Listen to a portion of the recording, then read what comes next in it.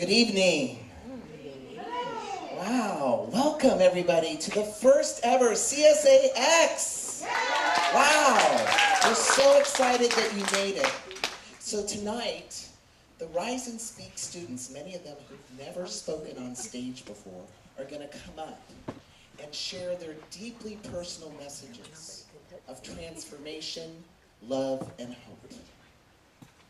And so as they get up here tonight, we're asking you to hold them in your highest and highest of minds. We might hear some ums, we might hear some ahs, but we're also going to hear some treasures. We're going to hear some revelation.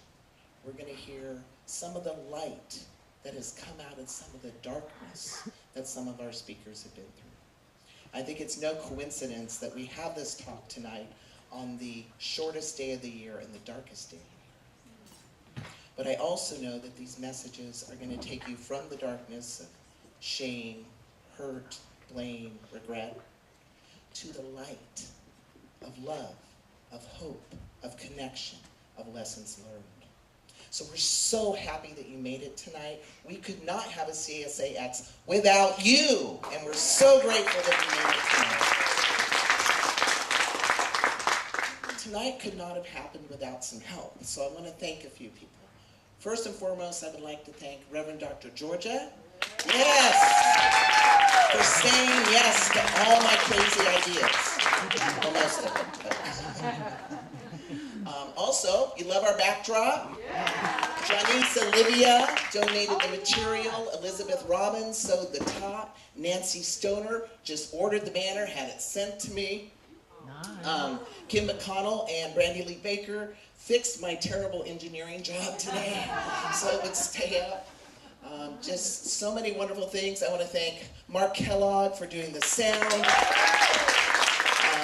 Tracy had no idea she was videotaping till yesterday. I want to thank her so much for showing up and helping out with tonight. And then, of course, last but not least, you don't see her because she's in the back right now, propping up our first speaker, Leah Eldridge, who's been my amazing TA. Absolutely love her. We could not have done tonight without her. So tonight's a free event. We will take a love offering, 100% of which will go to the church, and we'll talk about that at the end of the night if you would like to give your gift to this event. So without further ado, are we ready to kick it off? I want to introduce our first speaker tonight, Judy Pace.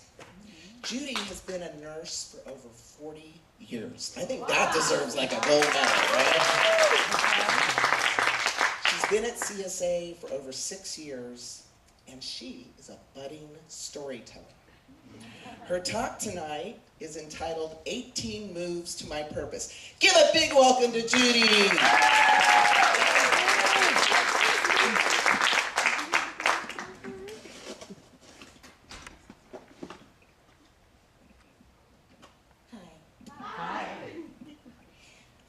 Grew up thinking I had a normal childhood.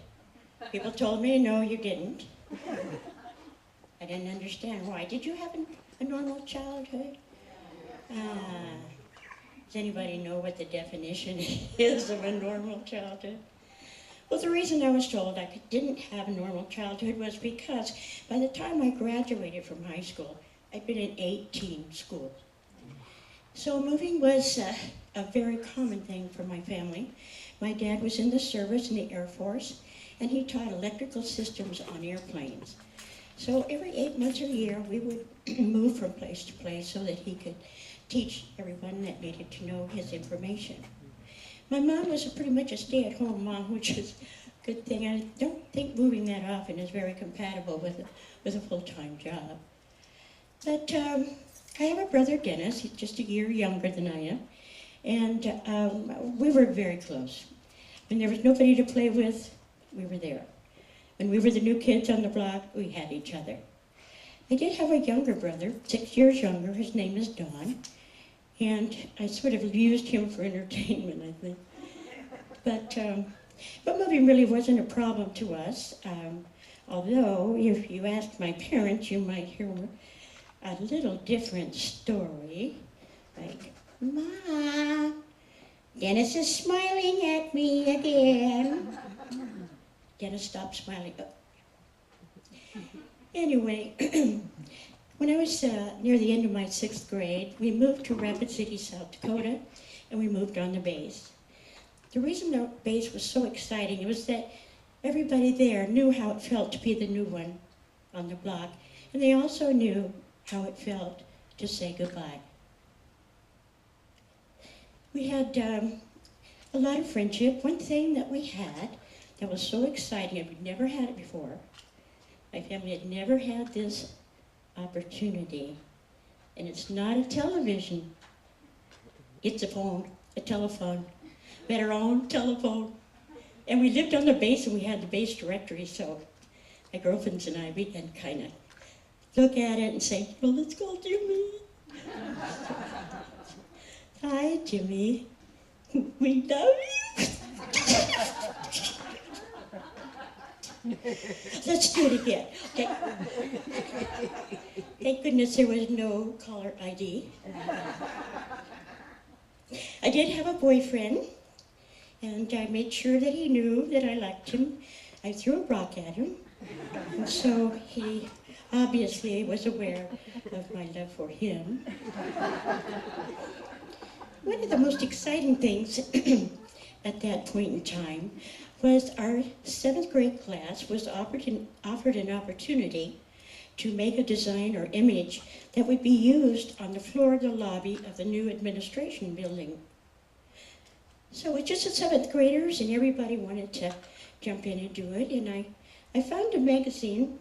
I think it was an advertisement for the Marlboro Man. Yeah.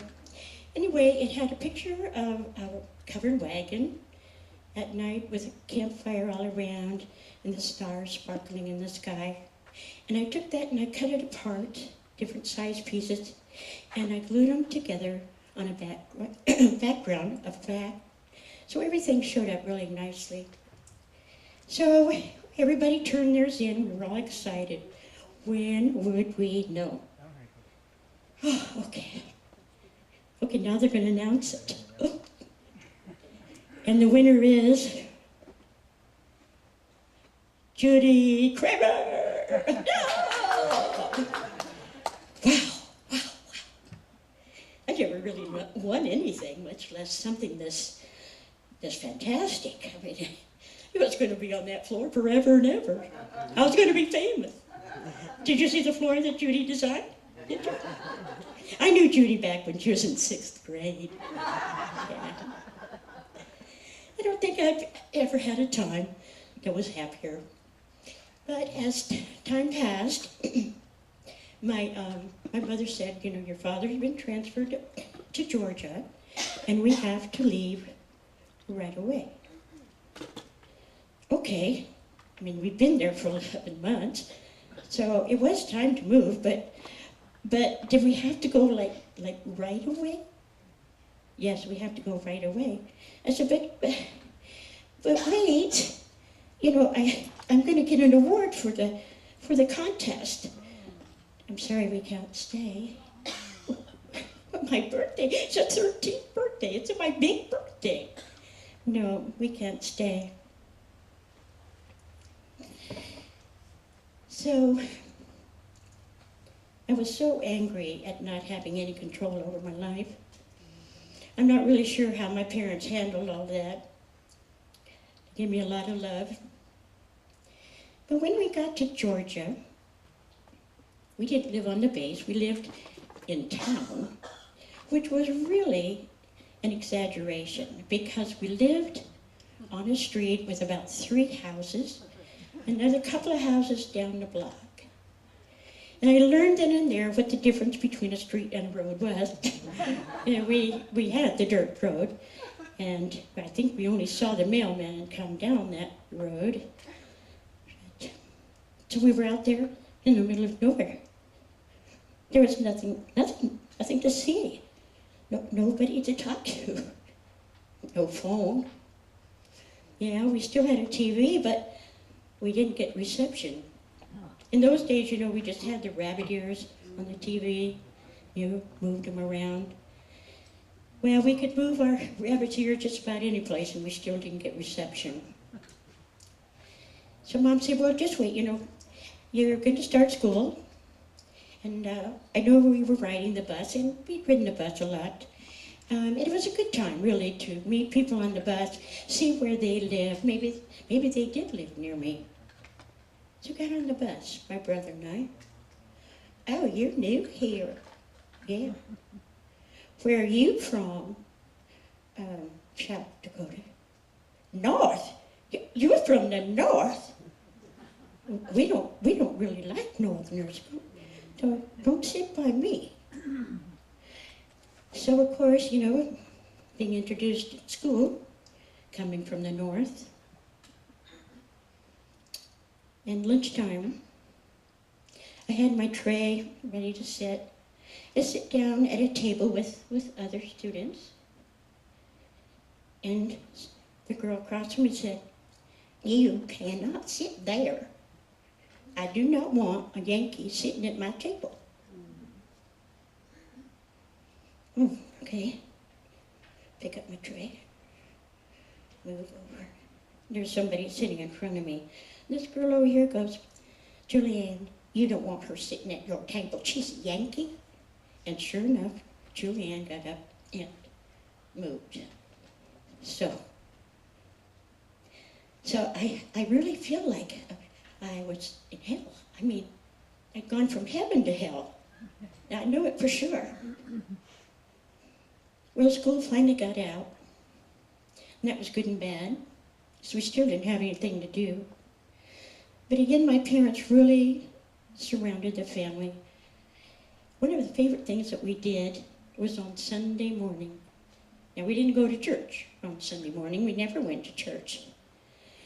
I was raised that there's a Jewish service, a Catholic, and a Protestant. So that's how I grew up. We didn't really ever go to church, and some people would say, what kind of Protestant are you? What kind of, what do you mean? I'm a Protestant. But we would sit at the table after a big breakfast. Sometimes we'd play a board game. Sometimes we'd